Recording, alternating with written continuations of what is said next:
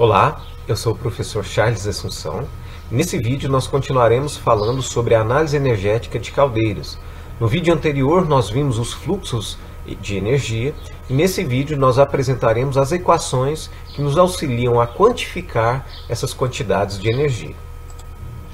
Então a primeira quantidade de energia que nós vamos apresentar aqui é o calor absorvido, ou seja, é aquela relação que o vapor absorve dos gases da combustão por quilo de combustível.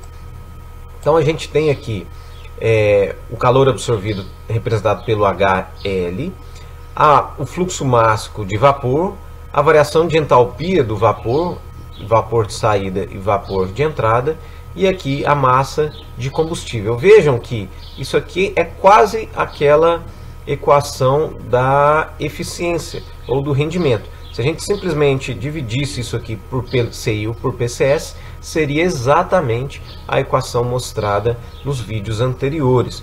Isso porque, de novo, a eficiência ou rendimento é a relação entre o calor absorvido ou resultado pelo custo. Então aqui, se a gente simplesmente dividisse pelo PCI ou PCS, teríamos efetivamente a equação do rendimento. Esse é o calor absorvido, que também vai ser utilizado para calcular, ao final nós veremos o calor, a perda por radiação. Aqui agora a gente vai enumerar ou resgatar as perdas e quantificá-las, ou apresentar as equações que nos permitem quantificar. Então uma das perdas vistas é a perda devido à umidade do combustível. Esse aqui não é o hidrogênio do combustível, mas a quantidade de umidade efetivamente que o combustível carrega. Então essa perda está relacionada a combustíveis sólidos, combustíveis líquidos e gasosos. Essa perda não faz sentido. Então aqui MU é o peso da umidade, ou a quantidade em massa de água por quilograma de combustível, e aqui a diferença do vapor superaquecido e da temperatura da água na entrada. Isso porque essa umidade, como foi dito no vídeo anterior, ela não vai contribuir em nada, mas ela será aquecida. Assim, uma outra parcela, aí sim, essa é devida à quantidade de hidrogênio no combustível. Isso porque todo hidrogênio ele vai gerar água, ele vai virar água. Então, sempre lá no produto da combustão, até quando a gente começa a estudar as equações mais simples, sempre a gente coloca como produto da combustão CO2, H2O e, se for ar, nitrogênio. Então, essa é a equação estequiométrica, ou são os produtos de uma combustão estequiométrica. Então, essa água também ela vai ser aquecida. Então, de novo aqui, a quantidade, aqui é a composição do nitrogênio, né? A quantidade de nitrogênio em quilograma por quilograma de combustível, e aqui a variação de entalpia entre essa água na entrada e os gases na saída, os gases da combustão. As perdas devido à umidade do ar de combustão. Então veja que a umidade é um fator bastante importante. Ela pode estar presente no próprio combustível, carregada como umidade. O hidrogênio ele vem carregado nos hidrocarbonetos, por exemplo, mas o ar de combustão também ele tem a sua quantidade de umidade. E essa variação, essa quantidade vai variar em função da localidade, da época, de períodos de chuva ou de seca. Então isso também, vejam que por isso que a eficiência não é um número estático e constante, ele é dinâmico, porque as condições periféricas, ambientais, elas são dinâmicas e variáveis, e elas vão influenciar em maior ou menor grau na eficiência global do equipamento. Então aqui a gente tem as perdas devido à umidade, pelo mesmo princípio já explicado. Essa umidade vai ser simplesmente aquecida. Aqui é dado então em termos de temperatura dos gases e da temperatura do ar de combustão, porque quanto maior a temperatura do ar de combustão, menor vai ser a quantidade de energia para aquecer essa umidade. Esse fatorzinho M aqui, ele é calculado multiplicando a umidade relativa, já é uma simplificação para a gente, né? Pelo peso da água necessário para saturar 1 kg de ar seco na temperatura da temperatura de entrada, multiplicado pelo peso do ar seco gasto por quilograma de combustível. E aqui já está o calor específico médio do vapor de água entre essas duas temperaturas para as temperaturas usuais. Mas se a gente quiser ser bastante rígido, a gente pode lançar mão de outras propriedades, obter não a média, mas calcular para aquela temperatura ou para aquela faixa de temperatura que a gente tem esse calor específico. Em linhas gerais, é a energia gasta para aquecer a umidade do combustível, ainda que os valores que a gente use aqui sejam um pouquinho diferentes, até mesmo por conta das unidades de medida. As perdas devido aos gases secos da chaminé, então é aquele fator de temperatura elevada de saída dos gases da combustão.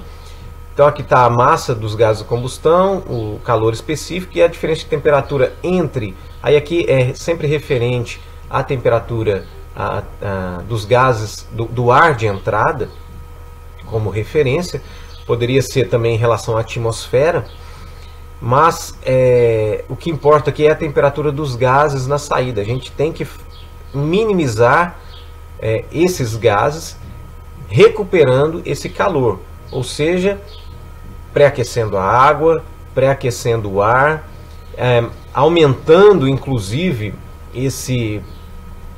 buscando aumentar a transferência de calor para o próprio vapor. Um outro mecanismo que pode ser utilizado, está um pouquinho fora de escopo, mas serve como uma indicação, utilizar esses gases para um outro processo, para cogeração, dependendo dos gases, da temperatura.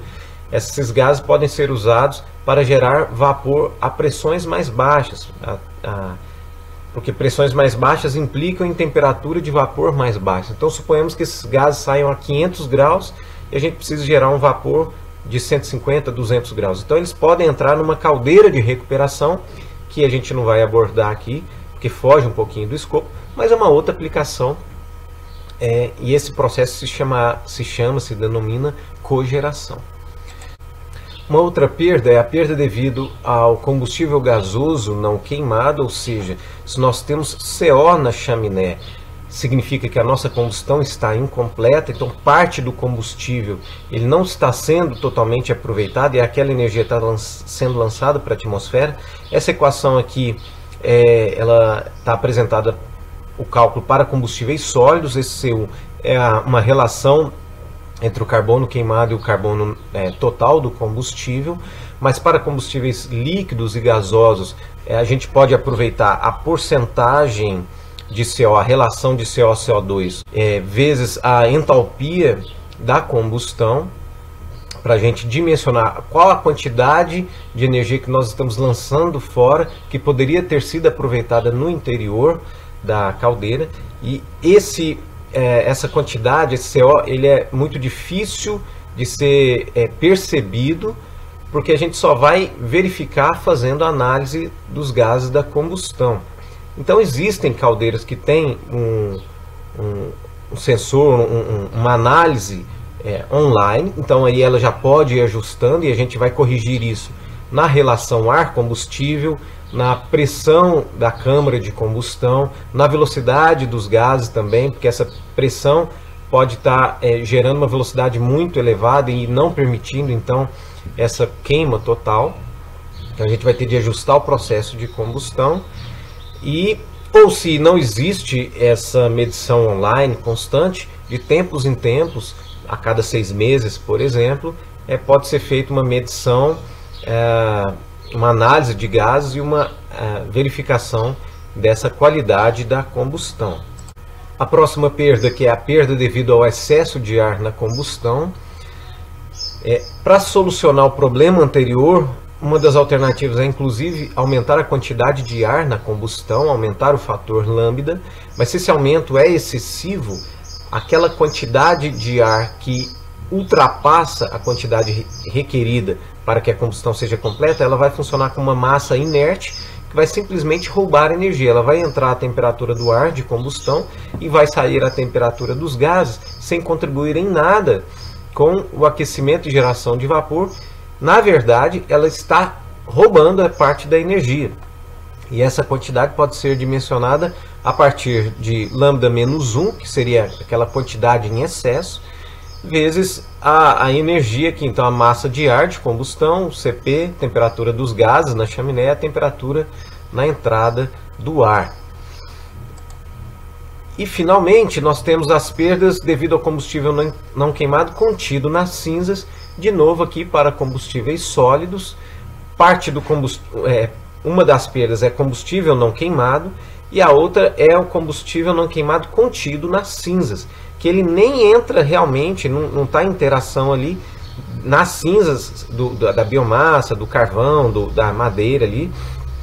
A gente tem matéria combustível ainda, mas que está escondida e protegida pelas cinzas. Então essa quantidade, que também é exclusiva para combustíveis sólidos, pode ser calculada a partir dessa equaçãozinha aqui. E finalmente, a energia por radiação, ela é normalmente definida, a perda dessa energia, pela diferença entre a energia disponível e todas as demais perdas que nós calculamos até agora. Lembrando que algumas delas não se aplicam, por exemplo, se o combustível é líquido ou gasoso, aquelas referentes a combustíveis sólidos. Então, aí depende do caso específico, algumas delas não serão aplicáveis. Mas para fechar o balanço, então a gente simplesmente faz essa diferença para obter a perda por radiação e assim fechar o balanço energético. Se a gente de fato quer conhecer essa perda sem ser por meio desse sem ser por esse fechamento do balanço energético, a gente pode ter uma estimativa fazendo um monitoramento da temperatura da superfície. Mas é um levantamento bastante difícil. O cálculo dessa energia por radiação pode ser um tanto quanto complexo, dependendo do ambiente que nós estamos, que as propriedades vão variar. A gente obter a emissividade das superfícies e caracterizar bem, porque a gente vai ter diferentes temperaturas ali das superfícies.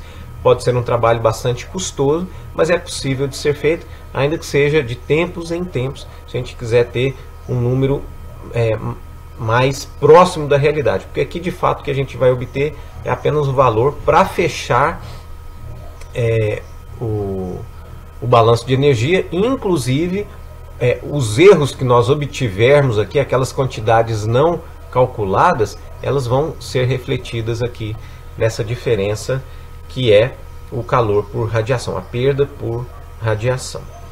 Com esse slide, então, eu finalizo essa aula que teve como objetivo apresentar algumas alternativas para o dimensionamento e quantificação das perdas de energia, para que a partir delas nós possamos tomar decisões e fazer escolhas para reduzir as perdas e automaticamente aumentar a eficiência energética da caldeira. Eu espero que tenha ficado claro. Em caso de dúvidas, não hesite em entrar em contato. Eu agradeço a sua atenção e espero que você acompanhe os próximos vídeos. Obrigado e até lá.